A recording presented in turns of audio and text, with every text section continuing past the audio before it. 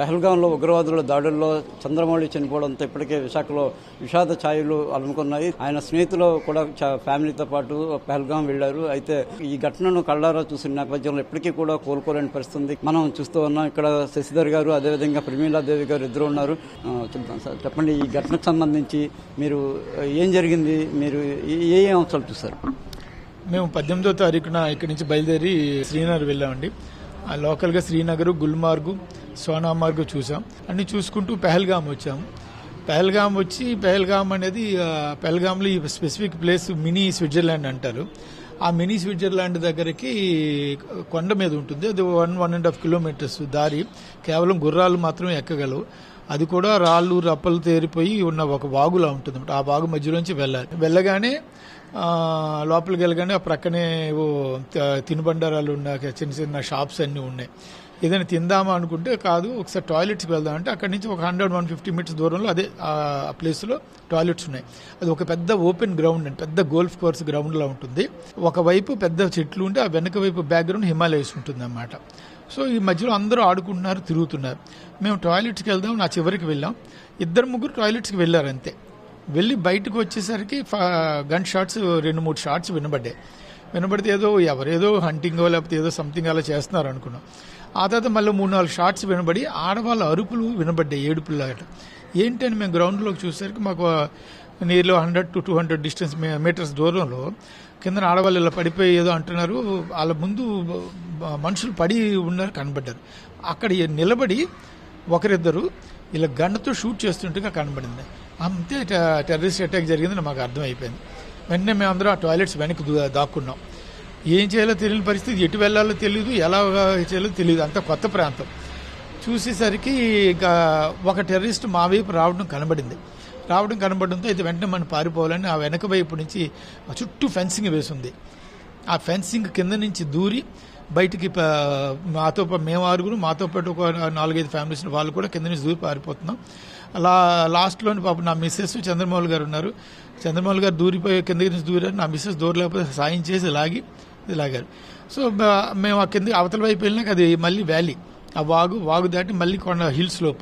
ఆ కొండ మీదకి చేరి కొద్దిగా చిన్న వాళ్ళలోకి చేరి చెట్లు ఉన్నాయి. ఆ చెట్లు చాటుకి ఒక్కొక్కరు వెళ్ళగానే నేను వెనక్కి చూసేసరికి ఒక 100 మీటర్స్ కన్నా తక్కువ దూరంలో చెట్లు చాటున నా భార్యను, శశి గారని ఇంకొక మాతో వచ్చిన ఆవిడ కనబడుతున్నారు. వీళ్ళకి అతి సమీపంలో టెర్రరిస్ట్ వచ్చినాడు. అది నేను చూశాను. చూసేసరికి వీళ్ళ దగ్గరికి వస్తున్నాడు అనేసరికి ఇలా గన్ను పేల్చడం కనబడింది. 3-4 షాట్స్ గన్స్ పేల్చాడు వాడు.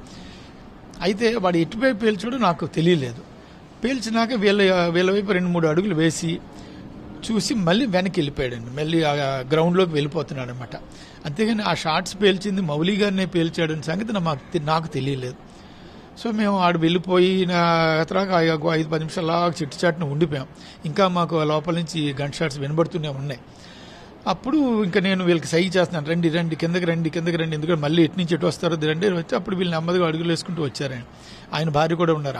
ఆయన భార్యకి అయితే ఆమె ఏమి చూడలేదు. రండి అంటే కిందకు వస్తున్నారు. ఆమె అడుగుతున్నారు, మౌలి గారు రాలేదంటే వస్తారండి అంటే తెలియదు కదా. వీళ్ళు చూశారు, ఆయన పడిపోవడం చూశారు, కానీ పడిపోయారా తప్పించుకోవడానికి పడుకున్నారా అనేది అర్థం కాలేదు. సో పదండి, మనం ఆగితే ప్రాబ్లం, ఇంతలోని మీద నుంచి కొంతమంది వస్తున్నారు, అందరూ కూడా పదండి అంటుంటే ఇంకా మరి మేము నెమ్మదిగా దిగడం మొదలుపెట్టాం. రాళ్ళు రప్పల్లోంచే దిగటం మొదలుపెట్టాం. అలాగా 1.5 hours 2 hours దిగుతూ ఉన్నాం. నడవలేకపోతున్నాము.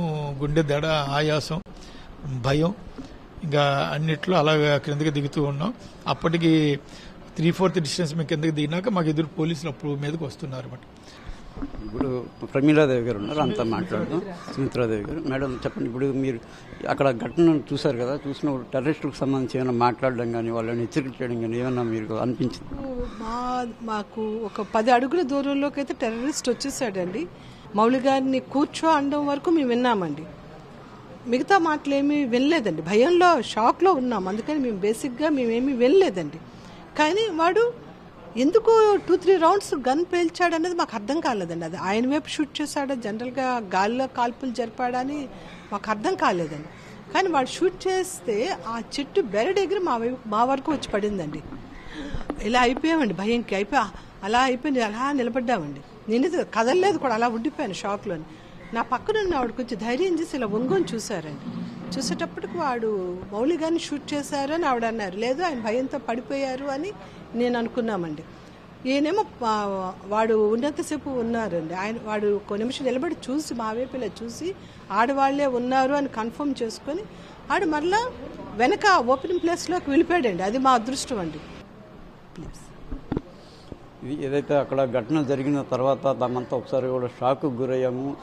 చంద్రమౌళి గారు ఊరికినే మామూలుగా భయపడుతూ కిందకి పడుకుండిపోయారని చెప్పి అనుకున్నాం తప్పితే ఆయన కాల్చినట్టు కూడా వెంటనే మీకు గమనించలేకపోయామని చెప్తూ ఉన్నారు. ఏదైతే ప్రభుత్వంకి సంబంధించి అక్కడ పోలీసులు వెంటనే రెస్పాండ్ అయ్యి ఘటనా స్థలికి చేరుకొని సహాయక చర్యలను అమలు చేయడం ద్వారా తాము కాస్త కోలుకొని ఇప్పుడు చేరుకోగలిగామని చెప్తూ ఉన్నారు. కెమెరామెన్ నరేష్తో విక్రమ్, 10 TV, వైజాగ్.